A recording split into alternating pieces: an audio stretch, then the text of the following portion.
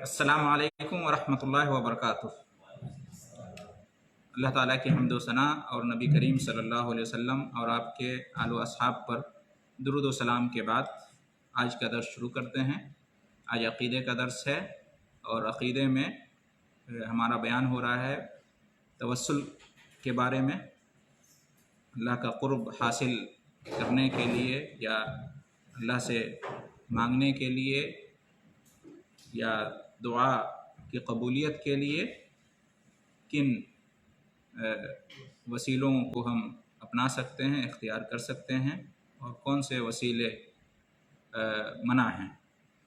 पिछले दर्स में उन वसीलों के बारे में बयान हुआ जो कि जायज़ हैं। उसमें हमने तकरीबन 5 या 6-7 तरह के वसीलों का बयान हमने जाना।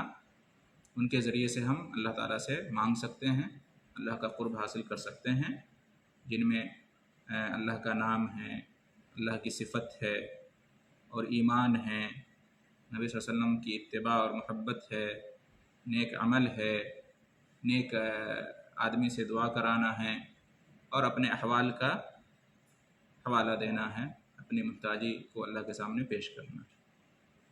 आज के दर्स में बयान होगा उन वसीलों का जो कि नाजायज़ हैं, जिनका इस्तेमाल करना अपनी दुआ के अंदर ममनू है। ठीक है, इसको कहते हैं तवस्सुल ममनू, तवस्सुल ममनू, यानी वसीला इख्तियार करने का वो तरीक़ा जो कि मना है ना। जब अल्लाह से कुछ मांगना हो या दुआ कबूल करवानी हो तो उसके लिए ऐसे वास्ते लेना, ऐसे वसीले लेना जो कि जायज़ नहीं हैं, बल्कि शरीयत में मना है। ठीक है, आज इसका बयान होगा। इसमें 2 सूरतें होती हैं आम तौर से। एक ऐसा तवस्सुल जो कि शिरकिया है, ऐसा वसीला लेना जिसमें शिरक पाया जाता है। ठीक है, और एक दूसरा वो है जो कि बिदई है, बिदई तरीक़ा है। इस तरह से तवस्सुल या इस तरह से वसीला लेना जिसमें बिदअत पाई जाती है। तो एक वो वसीला जो कि शिरक पर मबनी है और एक दूसरा वो वसीला जो कि बिदअत पर मबनी है। ये दोनों मना है। शिरक वाला वसीला लेना भी मना है और बिदअत वाला वसीला लेना भी मना है। हम दोनों को आज के दर्स में जानने की कोशिश करेंगे। पहला है तवस्सुल शिरकी, यानी इस तौर से वसीला लेना जिसमें शिरक पाया जाता है। ये क्या है? कोई बंदा अपनी हाजत रवाई के लिए या अपनी मुश्किल कुशाई के लिए, ऐसी हाजत रवाई, ऐसी मुश्किल कुशाई जो सिर्फ़ अल्लाह ही कर सकता है, कोई दूसरा नहीं कर सकता। तो इसके लिए कोई बंदा क्या करे? किसी मखलूक को, जैसे कि किसी नबी को या किसी वली को या किसी नेक सालिह बंदा को, किसी बुज़ुर्ग को वास्ता और वसीला बनाए अपने और अल्लाह के दरमियान, और उसको वास्ता वसीला बनाकर पुकारे। ठीक है, उससे मांगे, उससे मदद तलब करे, उसके लिए नज़र व नियाज करे, उसके लिए ज़बह या क़ुरबानी करे। तो ये तवस्सुल शिरकी है। इस तरह से वसीला लेना क्या है? शिरक वाला ये वसीला लेना, इसमें शिरक पाया जाता है। ठीक है, आपको अल्लाह का क़ुर्ब हासिल करना है, अल्लाह की नज़दीकी हासिल करना है, आपको अल्लाह से करीब होना है, अल्लाह तक पहुँचना है, या आपको अल्लाह से कुछ मांगना है, अल्लाह से कुछ चाहिए, कोई तलब है, दुआ कबूल कराना है, तौबा कबूल कराना है, वगैरह वगैरह, तौफ़ीक़ मांगनी है, जन्नत में दाखिला आपको चाहिए, जहन्नम से नजात चाहिए। तो इसके लिए आप अपने दरमियान और अल्लाह के दरमियान अम्बिया को, औलिया को, सालिहीन को, बुज़ुर्गान दीन को इस तौर पर लाएं کہ ان کو پکاریں، ان سے مدد طلب کریں، ان کے لیے نظر مانیں، ان کے لیے نیاز کریں، ان کے لیے جانور ذبح کریں، ان کے لیے قربانی پیش کریں، ہے نا؟ تو یہ کیا ہے؟ یہ ایسا توسل ہے جس کے اندر شرک پایا جاتا ہے، یہ شرکیہ توسل، ٹھیک ہے؟ دلیل اس کی کیا ہے کہ یہ شرک میں آتا ہے اور یہ منع ہے؟ قرآن میں بہت ساری دلیلیں ہیں اور نبی صلی اللہ علیہ وسلم کی سنت میں بھی، حدیث میں بھی بہت ساری دلیلیں ہیں۔ جیسے مثال کے طور پر چند ایک ہم ذکر کرتے ہیں۔ اللہ رب العالمین نے ارشاد فرمایا ادعوا ربکم، سورہ اعراف آیت نمبر 55، ادعوا ربکم، پکارو اپنے رب کو، دعا کرو اپنے رب سے، مانگو اپنے رب سے۔ تو اس آیت میں اللہ تعالیٰ نے مانگنے کا، دعا کرنے کا، پکارنے کا حکم دیا ہے، کس سے؟ خود سے، ہے نا؟ اللہ کو پکارو، رب کو پکارو۔ معلوم یہ ہوا کہ اگر ہم اللہ کو، اپنے رب کو چھوڑ کر کسی اور کو پکاریں گے تو یہ اس آیت کی خلاف ورزی ہو گئی، اس لیے کہ آیت یہ کہہ رہی ہے کہ اپنے رب کو پکارو۔ اب ہم اپنے رب کے علاوہ دوسرے کو پکاریں گے تو اس آیت کے خلاف ہو جائے گا، تو گویا کہ یہ منع ہے، ٹھیک ہے؟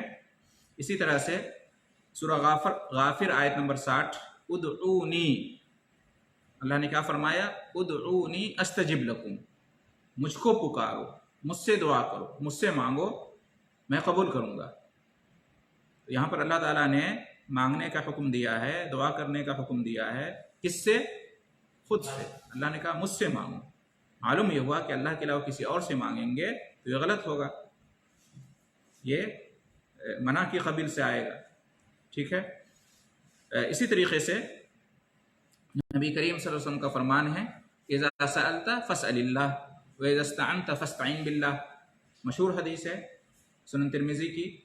نبی کریم صلی اللہ علیہ وسلم عبداللہ بن عباس رضی اللہ عنہما کو نصیحت کر رہے ہیں، تعلیم دے رہے ہیں، دین کی سکھا رہے ہیں، بہت ساری باتیں سکھائیں، اس میں سے کہا اذا سألت فاسأل اللہ، جب مانگو تو اللہ سے مانگو، واذا استعنت فاستعن باللہ، جب مدد طلب کرو تو اللہ سے مدد طلب کرو۔ تو رسول کا بھی یہی حکم ہے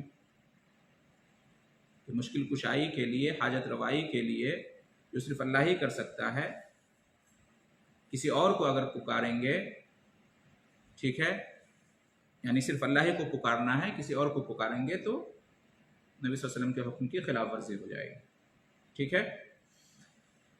اسی طریقے سے نبی کریم صلی اللہ علیہ وسلم کا یہ بھی فرمان ہے من مات وهو يدعو من دون اللہ ندا دخل النار، جو اس حال میں مر جائے کہ وہ اللہ کے علاوہ کسی اور کو پکارتا تھا، کسی اور شریک کو، کسی اور معبود کو، تو وہ کیا ہے؟ جہنم میں داخل ہوگا، ٹھیک ہے؟ تو یہ سب دلیلیں ہیں اس بات کی۔ تو ہمیں صرف اللہ کو پکارنے کا حکم آیا ہے قرآن میں بھی اور حدیث میں بھی، لہٰذا اگر اللہ کے علاوہ کسی اور کو پکاریں گے تو یہ اللہ اس کے رسول کے حکم کی خلاف ورزی ہو جائے گی، شرک ہو جائے گا، ٹھیک ہے؟ شرک ہو جائے گا۔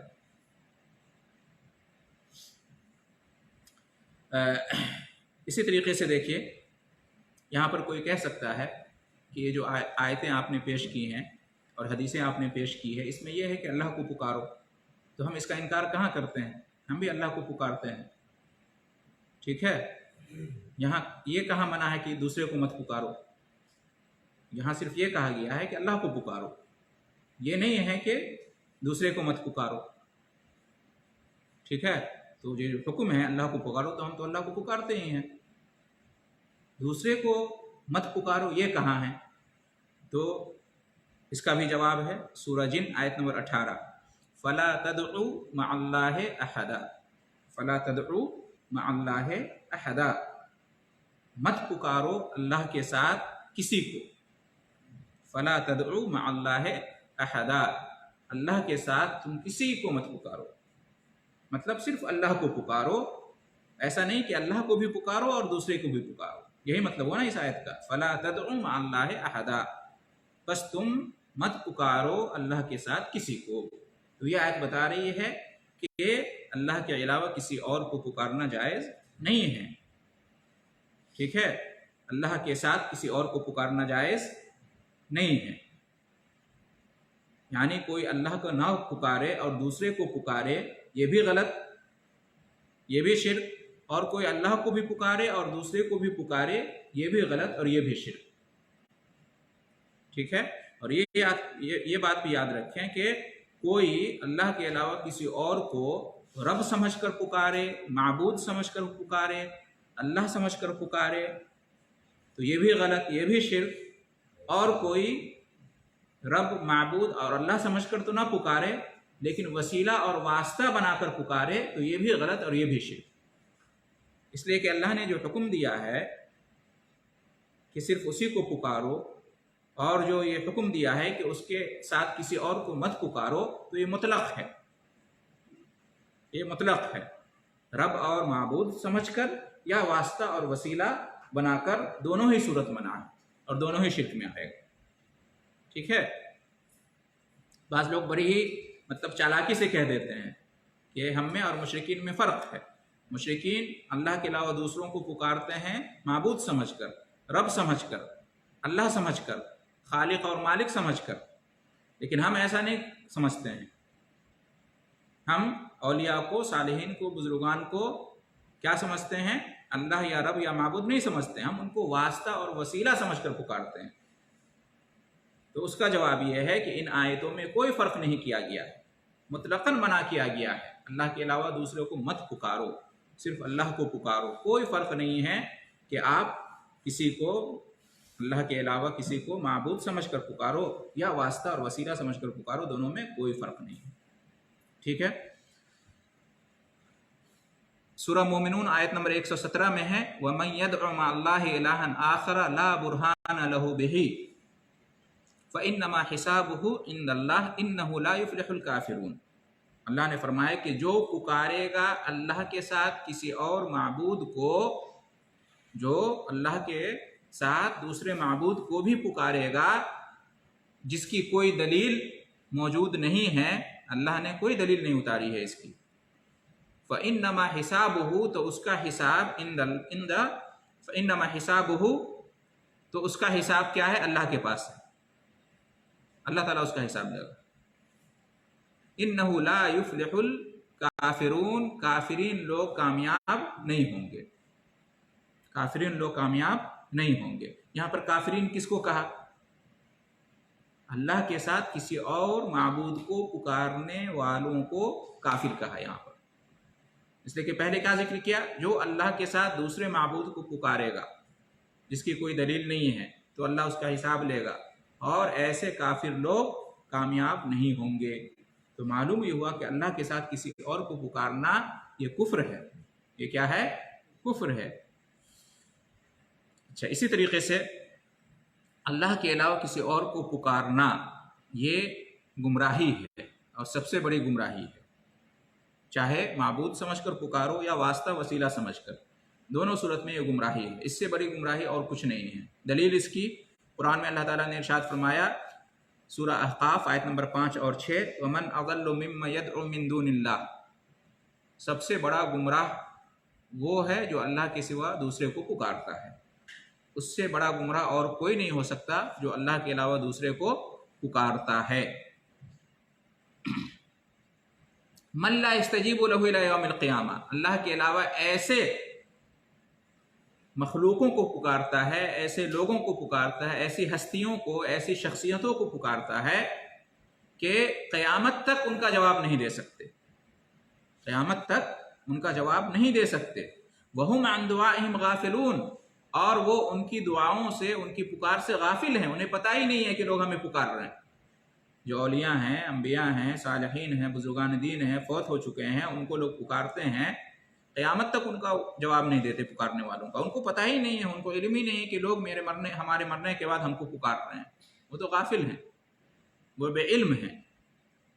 وَإِذَا حُشِرَ النَّاسُ كَانُوا لَهُمْ أَعْدَاءً اور جب محشر بپا ہوگا، لوگوں کو قیامت کے دن حشر کے میدان میں جمع کیا جائے گا، حساب کتاب ہوگا، تو یہ لوگ یہ بزرگان دین، یہ انبیاء، یہ صالحین، یہ دشمن ہو جائیں گے۔ کن کے؟ جو ان کو پکارتے تھے دنیا میں، ان کے دشمن بن جائیں گے، اس لیے کہ شرک ہے، شرک سے دشمنی، شرک کرنے والوں سے دشمنی، اس کا حکم آیا ہے، تو دشمن بن جائیں گے۔ وَكَانُوا بِعِبَادَتِهِمْ كَافِرِينَ، اور وہ جو عبادت کرتے تھے ان کی، اس کا وہ انکار کریں گے، انکاری بن جائیں گے، کہیں گے ہم نے حکم نہیں دیا تھا اللہ، ہم نے اجازت نہیں دی تھی، خود ان کی یہ غلطی ہے، اس میں ہمارا کوئی قصور نہیں ہے، ہم انکار کرتے ہیں، ہم برات کا اظہار کرتے ہیں۔ تو اس سے بھی معلوم ہوا کہ اللہ کے علاوہ کسی اور کو پکارنا یہ گمراہی ہے، یہ کیا ہے؟ گمراہی ہے۔ اور یہ بھی معلوم ہوا کہ جن بزرگان دین کو، جو حقیقت میں بزرگان دین ہیں، جن کو پکارا جاتا ہے، ان کا کوئی قصور نہیں ہے، انہوں نے حکم نہیں دیا ہے اس کا، انہوں نے اس کا کوئی فتویٰ، کوئی اجازت اپنی زندگی میں نہیں دی کہ ہمارے مرنے کے بعد ہماری قبروں پہ آنا اور ہمیں پکارنا۔ قیامت کے دن وہ انکار کریں گے اس بات سے۔ اسی طریقے سے دیکھیں سورہ فاطر آیت نمبر 13 اور 14، وَالَّذِينَ تَدْعُونَ مِن دُونِهِ مَا يَمْلِكُونَ مِنْ قِطْمِيرٍ، اللہ کے علاوہ جن کو تم پکارتے ہو وہ کھجور کی گٹھلی میں جو جھلی ہوتی ہے اس کے بھی مالک نہیں ہیں، اس کے بھی مالک نہیں ہے، اتنی معمولی چیز۔ ان تدعوہم لا يسمعوا دعاءکم، اگر تم ان کو پکارو گے تو وہ تمہاری پکار کو نہیں سنیں گے، اگر تم ان کو پکارتے ہو تو وہ تمہاری پکار کو نہیں سنتے ہیں۔ وَلَوْ سَمِعُوا مَا اسْتَجَابُوا لَكُمْ، اور اگر مان لیا جائے بفرض محال، اگر تمہاری پکار کو سن بھی لیں، مَا اسْتَجَابُوا لَكُمْ، تو وہ جواب نہیں دے سکتے۔ پہلی بات تو وہ سنتے ہی نہیں ہیں، لیکن اگر تم کہتے ہو کہ نہیں سنتے ہیں تو پھر وہ جواب نہیں دے سکتے تمہارا۔ کوئی جواب آتا ہے قبر سے، مزار سے؟ اگر کوئی سامنے والا دعویٰ کرے کہ نہیں سنتے ہیں، سنتے ہیں، ہم اس کو کہتے ہیں نہیں سنتے ہیں، لیکن وہ بضد ہے کہ سنتے ہیں، تو کہیں گے کہ اگر سنتے ہیں تو جواب کہاں دیتے ہیں؟ بتاؤ جواب بھی نہیں دے سکتے۔ وَيَوْمَ الْقِيَامَةِ يَكْفُرُونَ بِشِرْكِكُمْ، اور قیامت کے دن تمہارے شرک کا انکار کریں گے، اور قیامت کے دن تمہارے شرک کا انکار کریں گے۔ یہ انبیاء، یہ صالحین، بزرگان دین قیامت کے دن انکار کریں گے۔ کس چیز کا انکار کریں گے؟ شرک کا۔ شرک کس کو کہا؟ پکارنا، اللہ کے علاوہ دوسروں کو پکارنا، اس کے بارے میں کون سا لفظ آیا یہاں پہ؟ شرک کا لفظ آیا۔ تو معلوم یہ ہوا کہ اللہ کے علاوہ کسی اور کو پکارنا یہ کیا ہے؟ یہ شرک ہے۔ اسی طریقے سے دیکھیں اپنے اور اللہ کے درمیان کسی مخلوق کو، کسی نبی، کسی ولی، کسی بت، کسی کو بھی واسطہ اور وسیلہ بنا کر پکارنا یہ شرک ہے، اور عرب کے جو مشرکین تھے یہ ان کا عمل ہے، وہ ایسا کرتے تھے۔ جو مکہ کے مشرکین، عرب کے مشرکین گزرے زمانہ جاہلیت میں جو تھے، یہ ان کی روش تھی، ان کا رویہ تھا کہ وہ اپنے اور اللہ کے درمیان بزرگوں کو اور بزرگوں کے نام پر بنائے گئے بتوں کو واسطہ اور وسیلہ بنا کر پکارتے تھے اور ان کے لیے عبادت کرتے تھے، یہ ان کا عمل ہے۔ تو یہ شرک بھی ہے اور مشرکین کی مشابہت بھی ہے، اور مشرکین کی مشابہت کرنے سے ہمیں منع کیا گیا ہے، ان کی تقلید کرنے سے منع کیا گیا ہے۔ دلیل اس کی کیا ہے کہ یہ ان کی مشابہت ہے اور یہ ان کا کام تھا؟ قرآن میں اللہ رب العالمین نے ارشاد فرمایا سورہ زمر آیت نمبر 3، الا للہ الدین الخالص، خبردار اللہ ہی کے لیے دین خالص ہے، عبادت اللہ ہی کے لیے، دعا اللہ ہی سے۔ والذین اتخذوا من دونہ اولیاء، اور جنہوں نے اللہ کے علاوہ دوسروں کو اپنا کارساز بنا رکھا ہے، اپنا حاجت روا، اپنا مشکل کشا بنا رکھا ہے۔ ما نعبدهم الا ليقربونا الى اللہ زلفا، وہ یہ کہتے ہیں کہ ہم ان کی عبادت اس لیے کرتے ہیں کہ یہ ہمیں اللہ سے قریب کر دیں گے۔ بالکل واضح آیت ہے، یعنی مکہ کے، عرب کے مشرکین جو اپنے بتوں کو پکارتے تھے، اور یہ جو بت جن بزرگوں کے نام پر بنائے گئے تھے ان کو پکارتے تھے، اور نبی صلی اللہ علیہ وسلم اور صحابہ کرام ان کو منع کرتے تھے کہ ایسا مت کرو، یہ رب نہیں، یہ معبود نہیں، ان کی پوجا عبادت مت کرو، تو وہ کہتے تھے کہ ہم جانتے ہیں یہ اللہ نہیں ہے، یہ رب نہیں ہے، یہ معبود نہیں ہے، اصل میں ہم جانتے ہیں، پھر بھی ہم ان کو پکارتے ہیں اس لیے کہ یہ بزرگان دین ہیں، ہم ان کو پکاریں گے، ان کی عبادت کریں گے، ان کے لیے نذر و نیاز کریں گے، ذبح قربانی کریں گے، تو یہ ہمیں اللہ سے قریب کر دیں گے۔ معلوم کیا ہوا کہ یہ جو واسطہ اور وسیلہ بنانا ہے بزرگوں کو اپنے اور رب کے درمیان، یہ مشرکین کا عمل تھا اور اس کو شرک کہا گیا۔ دوسری آیت ہے اس سلسلے کی، وَيَعْبُدُونَ مِن دُونِ اللَّهِ مَا لَا يَضُرُّهُمْ وَلَا يَنفَعُهُمْ وَيَقُولُونَ هَؤُلَاءِ شُفَعَاؤُنَا عِندَ اللَّهِ۔ یہ سورہ یونس آیت نمبر 18 ہے۔ وہ کیا کرتے ہیں؟ اللہ کے علاوہ ان کی عبادت کرتے ہیں جو نہ انہیں نقصان پہنچا سکتے ہیں اور نہ نفع پہنچا سکتے ہیں، اور جب انہیں منع کیا جاتا ہے، روکا جاتا ہے، تو کہتے ہیں کہ ہؤلاء شفاعنا عند اللہ، ہم ان کی عبادت اس لیے کرتے ہیں کہ یہ اللہ کے نزدیک ہماری سفارش کریں گے، اللہ کے یہاں ہماری سفارشی بنیں گے، ہمارے لیے ہماری سفارش کریں گے، ہماری مدد کریں گے، ہمارے لیے شفاعت کریں گے، اس لیے ہم ان کو پکارتے ہیں۔ یعنی کہتے ہیں کہ ٹھیک ہے، مان لیا کہ یہ رب نہیں، یہ اللہ نہیں، ان کے اندر نفع نقصان پہنچانے کی صلاحیت نہیں، لیکن ہم ان کی اس لیے پکارتے ہیں کہ قیامت کے دن یہ ہماری سفارش کریں گے۔ یہ کس کا کہنا تھا؟ مشرکین عرب کا۔ اللہ تعالیٰ نے جواب میں کہا قُلْ أَتُنَبِّئُونَ اللَّهَ بِمَا لَا يَعْلَمُ فِي السَّمَاوَاتِ وَلَا فِي الْأَرْضِ۔ اے نبی آپ ان سے کہہ دیجئے کہ تم یہ جو حجت پیش کر رہے ہو، یہ جو کہہ رہے ہو کہ قیامت کے دن یہ ہماری سفارش کریں گے، یہ تمہیں کس نے بتایا؟ یہ تو نئی بات تم بتا رہے ہو، کیا تم اللہ کو یہ بتا رہے ہو اپنی طرف سے؟ آسمان اور زمین میں ایسی کوئی بات ہی نہیں ہے، تم اللہ کو کیا بتا رہے ہو؟ اللہ نے جو کہا ہی نہیں ہے، اللہ نے جس کی کوئی دلیل ہی نہیں اتاری ہے، اس طرح کی کوئی بات شریعت اور دین میں نہیں جانی گئی ہے جو تم کہہ رہے ہو۔ سبحانہ وتعالی عما یشرکون، اللہ پاک ہے اور بلند ہے اس سے جو وہ یہ شرک کرتے ہیں۔ تو آخر میں شرک کس عمل کو کہا؟ اللہ کے علاوہ دوسروں کو سفارشی سمجھنا، یعنی اللہ اپنے اور رب کے درمیان بتوں کو یا بزرگوں کو سفارشی سمجھنا، اور سفارشی سمجھنے کی وجہ سے ان کو پکارنا، ان کی عبادت کرنا، اس کو کیا کہا گیا؟ شرک کہا گیا۔ تو ان تمام آیتوں سے اور حدیثوں سے معلوم ہوا کہ یہ سب کیا ہے؟ شرک ہے اور منع ہے۔ ٹھیک ہے، مزید سنیے، سورہ عنکبوت آیت نمبر 65 میں ہے کہ فَإِذَا رَكِبُوا فِي الْفُلْكِ دَعَوُا اللَّهَ مُخْلِصِينَ لَهُ الدِّينَ فَلَمَّا نَجَّاهُمْ إِلَى الْبَرِّ إِذَا هُمْ يُشْرِكُونَ۔ مشرکین عرب کا حال یہ تھا کہ جب وہ کشتی پر سوار ہوتے تھے، سمندری سفر کرتے تھے، اور سمندر میں سفر کرتے وقت جب کشتی ہچکولے کھاتی تھی، لہریں جو ہے نا اٹھتی تھیں، اور موج میں جو ہے نا بالکل اتار چڑھاؤ ہوتا تھا، آندھی طوفان آتا تھا، تو گھبرا جاتے تھے، ڈر جاتے تھے، اور اپنے سارے بتوں کو، سارے معبودوں کو چھوڑ کر صرف اللہ کو پکارنے لگتے تھے۔ لیکن جیسے ہی کنارے پہ آتے تھے، ساحل پہ آتے تھے، تو پھر شرک کرنے لگ جاتے تھے، یعنی اللہ کے علاوہ دوسروں کو بھی پکارنے لگتے تھے۔ یہ سورہ عنکبوت آیت نمبر 65 میں ہے۔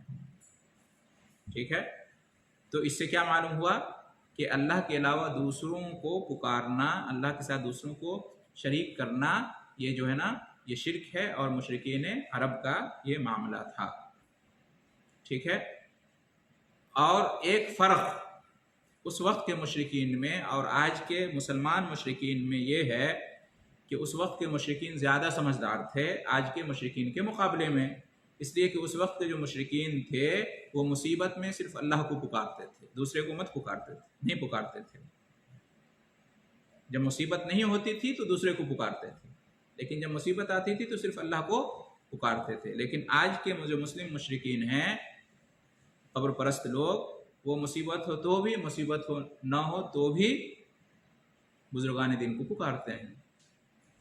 تو وہ زیادہ سمجھدار ہوئے ان کے مقابلے میں، وہ کم سے کم اتنا تو سمجھتے تھے کہ مصیبت میں صرف اللہ ہی سنتا ہے کہ نہیں؟ لیکن یہ لوگ اتنا بھی نہیں سمجھتے۔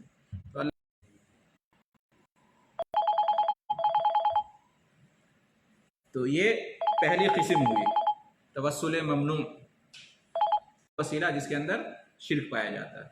ٹھیک ہے، دوسری قسم توسل بدعی کہتے ہیں، ایسا وسیلہ لینا جس میں بدعت پائی جاتی ہے، شرک تو نہیں ہے لیکن شرک کے بعد جو سب سے بڑا گناہ ہے بدعت، وہ پائی جاتی ہے اس طرح کا وسیلہ لینے میں۔ وہ کون سا وسیلہ ہے؟ وہ ہے نبیوں، ولیوں اور بزرگان دین کا حوالہ دینا۔ اللہ سے دعا کر رہے ہیں تو دعا میں ان کا نام لینا، ان کے نام کو بیان کرنا، ان کی ذات کو بیان کرنا، ان کا مقام اور مرتبہ بیان کرنا، ان کے جہ کو بیان کرنا، ہے کہ نہیں؟ جیسے یہ کہنا کہ اللہ تعالیٰ میری دعا قبول کر لے، مجھے رزق دے، میری مغفرت فرما دے، مجھے جنت میں داخل کر دے، مجھے جہنم سے بچا لے، مجھے نیک توفیق دے، ہدایت دے، اپنے نبی کے واسطے سے، ہے نا؟ تو اپنے نبی کے مقام اور مرتبہ کے واسطے سے اس طرح سے کوئی اپنی دعا میں ذکر کرے، اے اللہ تیرے نبی کی ذات بہت عظیم ہے، اے اللہ تیرے نبی کا مقام بہت اونچا ہے، یا کسی اور ولی کا ذکر کرے، اے اللہ تیرے ولی کا مقام بہت بلند ہے تیرے نزدیک، تو میں اس کا حوالہ دے کر اس کے واسطے سے، اس کے وسیلے سے تجھ سے مانگ رہا ہوں، تجھ سے دعا کر رہا ہوں۔ تو یہ جو ہے نا، گرچہ اس کے اندر شرک نہیں پایا جا رہا ہے اس لیے کہ وہ پکار رہا ہے اللہ کو، لیکن بدعت پائی جاتی ہے اس لیے کہ یہ طریقہ اللہ کو پکارنے کا، اللہ سے دعا کرنے کا، یہ مسنون نہیں ہے، سنت سے ثابت نہیں ہے، شریعت میں یہ طریقہ نہیں بیان کیا گیا، تو اس کو کہتے ہیں بدعی توسل۔ اس طرح سے وسیلہ لینا جس میں بدعت پائی جاتی ہے، جس میں سنت نہیں پائی جاتی ہے بلکہ بدعت پائی جاتی ہے، ٹھیک ہے؟ تو نبی کے حق سے، نبی کے طفیل میں، نبی کے صدقے میں میری دعا قبول کر لے، یہ سب اسی میں آتا ہے، بدعتی توسل۔ اس طور سے وسیلہ لینا جس میں بدعت پائی جاتی ہے۔ اسی طریقے سے یہ بھی ہے کہ نبیوں یا اولیاء صالحین کی قبروں پہ جانا، ان کے چکر لگانا، ہے نا، زیارت کرنا اور ان پر مجاوری کرنا اور وہاں جا کر عبادت کے کام کرنا، یہ سب، اور یہ کہنا کہ اس کے ذریعے سے ہم وسیلہ لیتے ہیں، واسطہ لیتے ہیں اللہ تک پہنچنے کے لیے، دعا کی قبولیت کے لیے، تو یہ سب بھی اسی میں آئے گا۔ دلیل اس کی کیا ہے کہ یہ بدعت ہے؟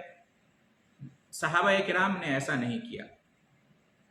صحابہ کرام جب ان کو ضرورت پڑتی تھی اللہ سے مانگنے کی، دعا کرنے کی، کوئی مشکل، کوئی حاجت پیش آتی تھی تو ظاہر سی بات ہے دعا کرتے تھے، تو نبی صلی اللہ علیہ وسلم کی قبر پر جا کر وہ ایسا نہیں کرتے تھے، یا نبی صلی اللہ علیہ وسلم کی قبر پر جائے بغیر دعا کرتے تھے تو نبی کا حوالہ اللہ کو نہیں دیتے تھے، نبی کے حق سے، نبی کے طفیل سے، نبی کے صدقے سے، نبی کا مقام، مرتبہ یا نبی کا نام نہیں بیان کرتے تھے صحابہ کرام، ٹھیک ہے؟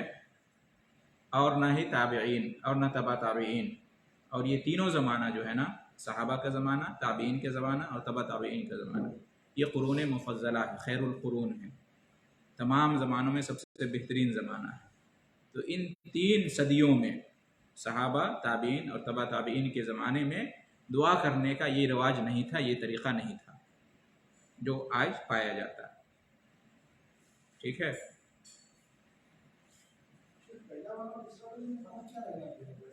اس میں ہے کہ اس میں ان کو واسطہ وسیلہ بنا کر ان کو پکارتے ہیں، دوسرے میں ان کو پکارتے نہیں ہیں، صرف ان کا واسطہ لے رہے ہیں، نام کا، مقام اور مرتبہ کا، نہیں تو واسطہ لینے کا طریقہ الگ ہوا، اس میں ہے کہ ان کو پکار رہے ہیں ڈائریکٹ، اس میں ہے یعنی کوئی اس میں پکارے،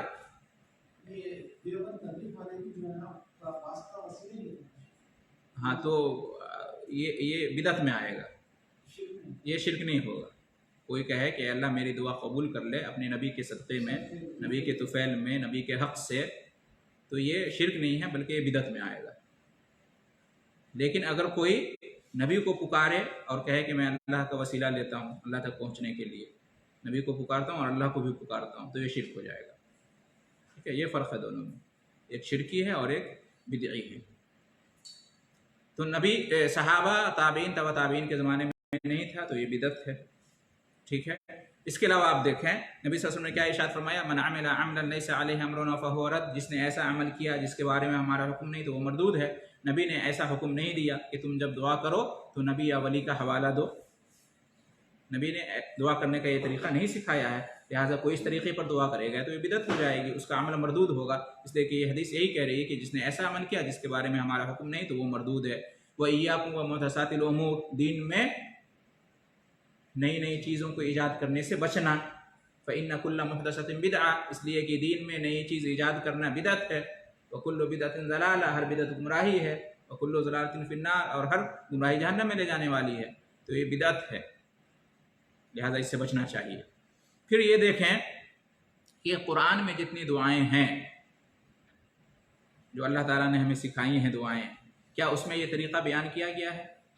کسی نبی کا نام لو، کسی ولی کا نام لو، یا ان کے مقام اور مرتبہ کو بیان کرو، پہلے ان کا حوالہ پیش کرو. اہدنا الصراط المستقیم سب سے پہلی سورہ قرآن کی اور سب سے پہلی دعا، اہدنا الصراط المستقیم، ہمیں سیدھا راستہ دکھا. یہ دعا ہے کہ نہیں ہے؟ ہمیں سیدھے راستے پر قائم رکھ، یہ دعا ہے. اس میں کسی نبی کا ذکر آیا ہے، کسی ولی کا ذکر آیا ہے، کسی کا نام آیا ہے؟ ہمیں اللہ دعا سکھا رہا ہے کہ دعا کرو اہدنا الصراط المستقیم، ڈائریکٹ ہمیں سیدھا راستہ دکھا. کسی نبی کا نام یہاں پر اور مقام کا ذکر نہیں آیا، کسی ولی کا نام یا مقام کا ذکر نہیں آیا ہے. ربنا آتنا فی الدنیا حسنہ وفی الآخرۃ حسنہ وقنا عذاب النار، یہ دعا ہے، قرآن کی دعا ہے. اس کے آگے پیچھے کہیں ہے کسی نبی یا ولی کا نام اور مقام ذکر کیا گیا ہے وسیلہ کے طور پر، واسطہ کے طور پر؟ نہیں ہے. اس طرح سے جتنی بھی قرآنی دعائیں ہیں آپ دیکھ لیجئے، کسی بھی نبی یا کسی بھی ولی کا نام اور مقام کا حوالہ نہیں دیا گیا. اسی طرح سے نبی صلی اللہ علیہ وسلم کی جو ہمیں دعائیں سکھائی ہیں ان دعاؤں کو دیکھ لیجئے. کیا نبی صلی اللہ علیہ وسلم نے اس طرح کا طریقہ سکھایا ہے؟ ہم دعا کرتے ہیں سجدے میں کون سی دعا کرتے ہیں؟ رکوع میں کون سی دعا کرتے ہیں؟ تشہد میں کون سی دعا کرتے ہیں؟ دو سجدوں کے درمیان کون سی دعا کرتے ہیں؟ اللہم اغفر لی وارحمنی واہدنی وعافنی وارزقنی، یا رب اغفر لی. ڈائریکٹ ہم کرتے ہیں، کسی نبی یا کسی ولی کا نام یا مقام کا حوالہ نہیں دیتے ہیں. تو قرآن کی بھی دعائیں اور نبی کی بھی دعائیں ان چیزوں سے بالکل پاک ہے، اس میں یہ طریقہ بیان نہیں کیا گیا. پھر یہ دیکھیں کہ نبیوں نے اور ولیوں نے کیسے دعائیں کی ہیں. انہوں نے جب اللہ سے کچھ مانگا تو کیسے مانگا؟ ڈائریکٹ مانگا. انہوں نے اپنے سے پہلے گزرے ہوئے کسی بزرگ کا حوالہ اور وسیلہ نہیں دیا. نبی صلی اللہ علیہ وسلم نے جتنی بھی دعائیں کی ہیں آپ دیکھ لیجئے، اپنے سے پہلے جو بھی نبی گزرے، ابراہیم علیہ السلام، نوح علیہ السلام، ہے نا، موسیٰ علیہ السلام، عیسیٰ علیہ السلام، اور سب سے اہم ابراہیم علیہ السلام ہے تمام نبیوں میں. نبی صلی اللہ علیہ وسلم کے بعد نبی صلی اللہ علیہ وسلم کو حکم دیا گیا ہے کہ ملت ابراہیمی کی پیروی کرو، لیکن اس کے باوجود نبی صلی اللہ علیہ وسلم نے کبھی ابراہیم علیہ السلام کا نام اپنی دعا میں نہیں لیا اور نہیں کہا کہ اے اللہ ابراہیم کے صدقے میں میری دعا قبول کر لے. نہیں ہے. کوئی بھی دعا دیکھ لیجئے نبی کی، جو بھی دعا کی ہے قرآن میں نبی صلی اللہ علیہ وسلم کی ایک دعا کا ذکر ہے، وَقُلْ رَبِّ زِدْنِي عِلْمًا، دعا کرو کہ اے اللہ مجھے اور زیادہ علم دے. کیا ابراہیم کا یا کسی کا نام لیا نبی صلی اللہ علیہ وسلم نے، یا اللہ نے کا حکم دیا؟ اب دیکھ لیجئے. اسی طرح سے سب کی دعا ہے. آدم علیہ السلام نے دعا کی تھی، ربنا ظلمنا انفسنا وان لم تغفر لنا وترحمنا لنکونن من الخاسرین. نوح علیہ السلام جو سب سے پہلے رسول ہیں، انہوں نے دعا کی تھی، ہے نا، انی مغلوب فانتصر، میں مغلوب ہوں میری مدد کر. کسی آدم کا نام نہیں لیا کہ مجھ سے پہلے آدم نبی گزرے ہیں ان کا نام نہیں لیا. ابراہیم علیہ السلام نے دعا کی حسبنا اللہ ونعم الوکیل، جب ان کو آگ میں ڈالا جا رہا تھا، اپنے سے پہلے کسی نبی کا نام نہیں لیا.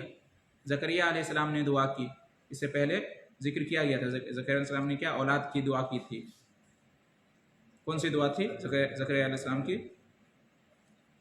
رب لا تذرنی فردا وانت خیر الوارثین. کسی نبی کا ذکر نہیں کیا. اسی طرح سے دیکھیں ایوب علیہ السلام نے دعا کی تھی، انی مسنی الضر وانت ارحم الراحمین، بیمار تھے، دعا کی تھی. کسی نبی کا ذکر نہیں کیا. یونس علیہ السلام نے دعا کی، سمندر میں تھے، مچھلی کے پیٹ میں، لا الہ الا انت سبحانک انی کنت من الظالمین. کسی نبی کا نام نہیں لیا، ڈائریکٹ اللہ کو پکارا. اسی طرح سے آپ دیکھیں فرعون کی بیوی نے دعا کی، یہ اللہ کی ولی ہیں، ڈائریکٹ اللہ کو پکارا، کیا کہا؟ رب ابن لی عندک بیتا فی الجنہ، قرآن کی یہ دعا ہے، اے میرے رب تو میرے لیے جنت میں گھر بنا دے، ونجنی من فرعون وعملہ، اور مجھے نجات دے فرعون سے اور اس کے عمل سے، ونجنی من القوم الظالمین، اور ظالم قوموں سے مجھے نجات دے۔ اللہ کی ولی ہیں، ڈائریکٹ اللہ کو پکار رہی ہیں۔ اس زمانے میں موسیٰ علیہ السلام موجود ہیں، اللہ کے نبی، ان کا حوالہ نہیں دیا اللہ کو، ان کا نام نہیں لیا، دیکھ رہے ہیں؟ تو معلوم یہ ہوا کہ جو بھی دعائیں ہیں نبی نے کی ہیں یا ہمیں نبی نے سکھائی ہیں، اس میں یہ طریقہ موجود نہیں ہے کہ کسی نبی یا ولی کا نام پیش کیا جائے یا ان کا مقام اور مرتبہ پیش کیا جائے۔ دعا استخارہ ہم کرتے ہیں، اللہ نے کیا فرمایا؟ نبی صلی اللہ علیہ وسلم نے کیا فرمایا دعا استخارہ میں؟ کسی نبی کا نام لینے کو کہا؟ پوری دعا آپ دیکھ لیجئے، پڑھ لیجئے۔ خلاصہ یہ ہوا کہ کسی کا نام لینے کی یا کسی کا مقام اور مرتبہ کا حوالہ دینے کی ضرورت نہیں، دعا کے اندر ڈائریکٹ اللہ کو پکارا جائے گا۔ اب کہتے ہیں نہیں، نبیوں کا ولیوں کا اتنا مقام ہے، اللہ کے نزدیک ان کی عزت ہے، ان کا مرتبہ ہے، تو کیا حرج ہے؟ تو اس کا جواب یہ ہے کہ ان کا مقام، ان کا مرتبہ، ان کی عزت ان کے کام آئے گی، ہمارے آپ کے کام نہیں آئے گی، ہے کہ نہیں؟ ان کا مقام بے شک ہے تو اس کا فائدہ ان کو ہوگا، اللہ ان کے درجات بلند کرے گا، اللہ نے ان کا ذکر خیر رکھا دنیا کے اندر، لیکن ان کے نیک ہونے سے ہمارا کیا فائدہ؟ نیک ہم تبھی ہوں گے جب ہم نیک کام کریں گے، ہے کہ نہیں؟ اگر نبی صلی اللہ علیہ وسلم کی ذات سے فائدہ ہوتا تو ابو طالب کو فائدہ ہوتا، جہنم میں نہیں جانا پڑتا ان کو، اتنی مدد کی انہوں نے، ہے کہ نہیں؟ فاطمہ رضی اللہ عنہ اپنی بیٹی کو کہہ رہے ہیں لا اغنی عنک شیئا، سب کو جمع کر کے کہا تھا، بیٹی کو، چچا کو، پھوپھی کو، سب کو، کہ میں تمہارے کوئی کام نہیں آؤں گا۔ تو ان کا نام، ان کا مقام ان کے لیے ہے، ٹھیک ہے نہیں؟ ہمارے لیے نہیں، آپ کے لیے نہیں ہے۔ ہم ایمان لائیں گے، ان کی پیروی کریں گے، تب ہمیں فائدہ ہوگا، صرف ان کا نام لینے سے کچھ نہیں ہوگا، ان کا حوالہ پیش کرنے سے کچھ نہیں ہوگا۔ اسی طریقے سے دیکھیں، کہتے ہیں کہ ان کے حق سے مانگتے ہیں، ان کا حق ہے اللہ کے اوپر، تو اس حق سے ہم مانگتے ہیں۔ تو اس کا جواب یہ ہے کہ اللہ کے اوپر کسی کا حق نہیں ہے، اللہ کا حق ہے بندوں پر، اللہ کے اوپر کسی کا حق نہیں ہے، نبی کا بھی حق اللہ کے اوپر نہیں ہے۔ اللہ کے اوپر کیسے کسی کا حق ہو جائے گا؟ اللہ کا حق ہے سب کے اوپر، کسی کا حق اللہ کے اوپر نہیں ہے، لہذا ہم کس حق سے مانگیں گے؟ اللہ جو ہمیں جنت دے گا تو اس لیے نہیں کہ ہمارا حق ہے، بلکہ یہ اللہ کا انعام ہے، اللہ کا فضل ہے، اس لیے نہیں کہ ہمارا حق ہے، ہم نے نماز پڑھ لی تو ہمارا حق ہو گیا، نہیں، ہم ایمان لے آئے تو ہمارا حق ہو گیا اللہ پر، دے نہیں، اللہ اگر دے تو اس کی رحمت ہے، اس کا فضل ہے، اس کا انعام ہے، ہمارا کوئی حق نہیں ہے۔ پھر یہ کہ یہ شرک کا ذریعہ بن سکتا ہے، اگر ہم اس کی اجازت دے دیں گے کہ اپنی دعاؤں میں نبیوں اور ولیوں کا حوالہ دو، تو پھر یہ ایک ذریعہ بن سکتا ہے شرک تک پہنچنے کا۔ بہت سارے دیوبندی بھائی جو ہے نا، شرک والا وسیلہ تو نہیں لیتے ہیں، لیکن بدعت والا وسیلہ لیتے ہیں۔ ہم کہتے ہیں یہ بھی جائز نہیں ہے، شرک والا وسیلہ بریلوی لوگ لیتے ہیں، تو آپ یہ بدعت والا وسیلہ لیتے ہو، اس کے ذریعے سے ہو سکتا ہے کہ آپ شرک تک پہنچ جائیں، شرک والا وسیلہ اختیار کرنے لگیں۔ عوام الناس کو کیا پتہ، آپ نبی کا نام اور مقام لیں گے اور وہ دوسرے دن جا کر ڈائریکٹ نبی کو پکارنے لگیں گے، تو شرک والا وسیلہ ہو جائے گا، لہٰذا اس لیے بھی اس سے رکنا چاہیے۔ اور آخر میں دیکھ لیں کہ امام ابو حنیفہ رحمہ اللہ کا قول ہے، بہت ہی مشہور کتاب ہے شرح العقیدہ طحاویہ، ابن ابی العز الحنفی ان کی کتاب ہے، ٹھیک ہے، جلد نمبر 1 اور پیج نمبر 297، اس میں امام ابو حنیفہ رحمہ اللہ کا قول انہوں نے نقل کیا ہے، لا ينبغي لأحد ان يدعو اللہ الا به، کسی کے لیے یہ جائز و روا نہیں یا مناسب نہیں کہ وہ اللہ کو پکارے مگر اسی کے ذریعے سے، یعنی اللہ کو اللہ کے علاوہ کسی اور کے ذریعے سے پکارنا مناسب نہیں ہے۔ کون کہہ رہے ہیں؟ امام ابو حنیفہ رحمہ اللہ، جن کی تقلید کرنے کا یہ لوگ دعویٰ کرتے ہیں، دونوں دیوبندی بھائی بھی اور بریلوی بھائی دعویٰ کرتے ہیں کہ ہم ان کی تقلید کرتے ہیں۔ انہوں نے تو نہیں کہا، ان کا فرمان یہ ہے کہ لا ينبغي لأحد، نہیں مناسب ہے کسی کے لیے، ان يدعو اللہ، کہ وہ اللہ کو پکارے، الا به، مگر اسی کے ذریعے سے، یعنی کسی اور کی ذات کا یا کسی اور کے ذریعے سے پکارنے کو انہوں نے نامناسب قرار دیا۔ اور آگے فرما رہے ہیں وَأَكْرَهُ اور میں ناپسند کرتا ہوں ان یقولا کہ کوئی کہے اسألُکا اے اللہ میں تجھ سے مانگتا ہوں بحق فلاں فلاں کے حق سے وبحق انبیائکا اور تیرے نبیوں کے حق سے ورسولکا اور تمہارے رسولوں کے حق سے. کوئی اگر یہ کہتا ہے اپنی دعا میں تو مجھے یہ پسند نہیں ہے. کون کہہ رہے ہیں؟ امام حنیفہ رحمہ اللہ. تو معلوم یہ ہوا کہ یہ بدعت والا جو وسیلہ اختیار کرنا یہ بھی غلط ہے. امام حنیفہ بھی اس کے قائل نہیں تھے. اور آخری بات یہ کہ دین اسلام کی جو خوبی ہے، جو خوبی کسی اور دین میں نہیں پائی جاتی ہے، وہ کیا ہے؟ وہ یہی ہے، یعنی دوسری خوبیاں آپ دوسرے دین میں پا سکتے ہیں، اخلاق، معاملہ، عبادت، لیکن یہ خوبی صرف اسلام میں ہے، کسی اور جگہ نہیں ہے کہ آپ اللہ تک ڈائریکٹ پہنچ سکتے ہیں، آپ اللہ سے ڈائریکٹ مانگ سکتے ہیں، بیچ میں کسی ہستی کو لانے کی ضرورت نہیں ہے. یہ صرف اسلام کی خوبی ہے. اللہ سے کچھ مانگنا ہے، ڈائریکٹ اللہ کو پکارو، اس لیے کہ اللہ قریب ہے. جو قریب ہے، جو ہم سے نزدیک ہے، تو اس میں وسیلہ لینے کی کیا ضرورت ہے کہ نہیں؟ وسیلہ تب لیا جاتا ہے جو دور ہوتا ہے، جو مجھے نہیں جانتا ہے، میں اس سے قریب نہیں ہوں، تو میں وسیلہ لوں گا کسی اور کا کہ چلو میرا کام کرا دو، فلاں کے پاس مجھے جانا، میں نہیں جانتا ہوں، وہ مجھ سے قریب نہیں ہے، تم سے قریب ہے.